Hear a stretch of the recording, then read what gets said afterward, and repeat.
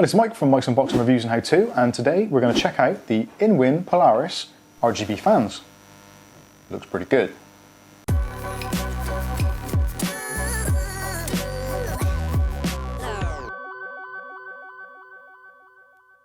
Okay, so today we're going to look at the Polaris RGB lighting fans. These are really cool looking fans. I've been waiting to get my hands on these for a long time now. They're a little bit more expensive than your kind of run-of-the-mill RGB fans, but I think you'll find they're definitely worthwhile. Now, like most things in life, every plus has its down points. Now, the slight down point, or also a neat feature of these fans, is the way you connect them up. But we'll get onto that when we take these out of the box. But the reason why there's two boxes here is because I wanted three fans, and you have to use the primary set, the two set, in conjunction with additional fans, which again, I'll get to that more when we take them out of the box. So let's do that right away. And while I'm getting out of the box, let's talk about some of the specs. So the fans have got a rotational speed of between 500 and 1280 RPMs. They've got a static pressure of, I think it's about 1.26 mil H2O. Noise level 20 decibels, so they're going to be super quiet. And what else do you need to know? Airflow is 43.31 CFM. So these fans have got a slightly lower static air pressure. So possibly not quite so great for radiators, more suited for case fan configuration. Doesn't mean you can't use them with radiators, but if you have a radiator with a very densely packed fin, then these probably aren't going to be the best for you. Anyway, that's that out of the way. So in the box, what do we actually get? We get a bunch of cables. So there is a Y-type connector there. Now this is a slightly interesting one. They've gone with a slightly modular design. So the cable starts off at this end. So you've got a standard 4-pin PWM, goes to your motherboard. And you've also got a standard 4-pin RGB connector, so that's 12 volts RGB. Now there's also a pass-through connector for that as well. So say for instance you want to connect up an additional RGB strip, or you have a case which has RGB light in, such as the InWin 101C, this to be a perfect example.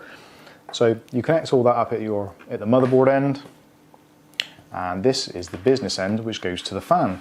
Now, as you can probably see, I'll do a close-up. It's an 8-pin connector. And you're thinking, why would I have an 8-pin connector for a fan? Well, let me show you why.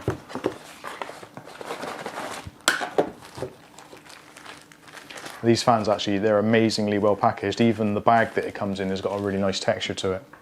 So there is the Polaris fan. So you can see it's a very nice acrylic sides, and you've got an opaque blade configuration. The lights are actually in the middle, so the light will sort of emanate from the middle, spread outward, and illuminate everything that is basically plastic. Now in the corners, each corner, you've got a sort of 1/4-inch rubber pad each side to take out any vibrations and anything like that. Now the really interesting thing is where it connects to the fan for the power and RGB control. Now there is, just in there, a 8-pin connector. And the observant amongst you will probably notice there's also an 8-pin connector there. Now the reason they've done that is because you can basically set this up as a daisy chain. So you get a small cable inside, and you also get a longer cable inside, which I believe is about just over 2 foot, which I'll just double check that. So yeah, it's about 30 inches, so it's quite a lengthy cable. So you could quite easily go from one of these fans, route it round, and go towards the back of a chassis, that kind of thing. So the idea being, one connection goes in one side, and it daisy chains the other side. So if you've got a fan and another fan very close together, such as this, then you can connect up 2 fans directly to each other. Now, depending on how your case configuration is, obviously you can hide that wiring at the side, or tuck it out of the way, whatever you want to do. It's not a massive cable, so it's not going to get in the way, and it's nowhere near as sort of ugly or nasty as a big RGB cable and a 4-pin PWM cable coming out. And you can daisy chain pretty much as many of those as you like. I've seen configurations where people have had up to 6 together at one time. They didn't actually say in the instructions, or that I could see, that there actually is a limitation. I would imagine there would be one, but it doesn't say exactly how many. So maybe if you've got the answer right there, you can put it in the comments below and you can let us know. But I think this is a really cool idea. So basically all your wiring is done at the motherboard end, don't want to see any of that, and you just run that cable to your fan and it passes the connection down through and keeps on daisy chaining along. I think this is a great idea. And the fact it's RGB, which works with pretty much most motherboards with 4-pin headers, such as your Asus Aura, MSI Mystic Sync, Asrock, whatever their version is called. But basically it should work with anything. So as you can probably see, the case behind me, that's the Fractal Design, the Define C TG. It's nice, it's in black and white, but it's lacking something, and that something is RGB. So we're going to put 3 fans in the case, 2 in the front, 1 in the back, and we're going to make it look a whole lot prettier. So I'm going to stop the video now, install the fans and get it all set up. Then we'll put them in and go through, see what they're like, see what the RGB is like, and give it some final thoughts. So hold tight, we're going to do that now.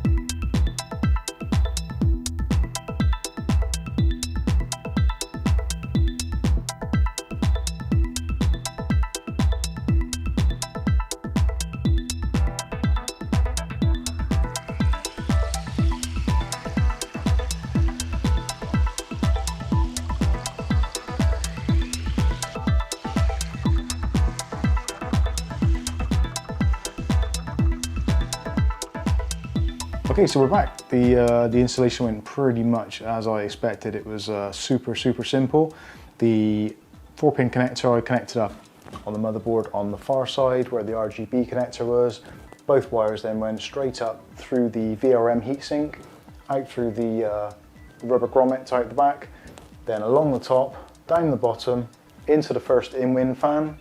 Then I used the small little join-in cable to go between the first fan and the second fan. And then I used the longer cable again to go from the top fan all the way back along into the chassis rear fan. So although you have to sort of plan out your loop of where it's going, much like a water cooling loop in fact, you have to kind of plan its start and entry point and what have you. But yeah, once you get it clear in your mind and get it all wired up, absolute piece of cake. And the fans are so quiet, it is unbelievable. Now, I've always been the type of person who kind of goes for cheap and cheerful stuff, but these InWin fans, they're something else. I know they're a little bit more expensive than my normal budget kind of stuff, but the money is totally worth it. You get full integration with RGB throughout the case and it looks amazing. The sound quality, the sound, like the noise is ridiculous. I turned the PC on with the sides off and it's like, wow, the only thing I can hear in that case now is the mechanical hard drive. That's the loudest thing in that chassis at the moment, which is phenomenal considering there's 3 fans in there all running at relatively high RPMs. So excellent job InWin, job well done. Okay, so in summary, I'm totally blown away by these fans. They're a fantastic piece of kit, a massive jump up in quality from my usual kind of supplier, case manufacturer supplied fans, which generally tend to be pretty awful. I've had the Asia Horse fans as well, which a few of you may have seen in previous videos, and they've been okay, but nowhere near the same league as these fans. So if you like these fans and you think they're really cool, leave a comment in the comment section and let me know. I'd be interested to hear what you guys think about the kind of the proprietary wiring system and the way it loops through, and for daisy chaining stuff together. I think that's a really interesting kind of development, and I've not seen it anywhere else, so this is a first for me. But let me know what you think of that in the comments. If you like this video again, click on the like button. If you disliked it, click on the dislike button, but I'd rather you clicked on the first one, that'd be much better. If you click on the subscribe icon, make sure you click on the chime icon, If you click on the chime icon, make sure you allow it to notify you for all notifications. Otherwise, you'll never see another one of my videos again, which is maybe a good thing for you, but not for me. Anyway, I've been Mike. This is Mike's Unboxing Reviews and How To. These have been the InWin Polaris RGB case fans. Hope you've enjoyed it. Stick around for the next video. Thanks for watching.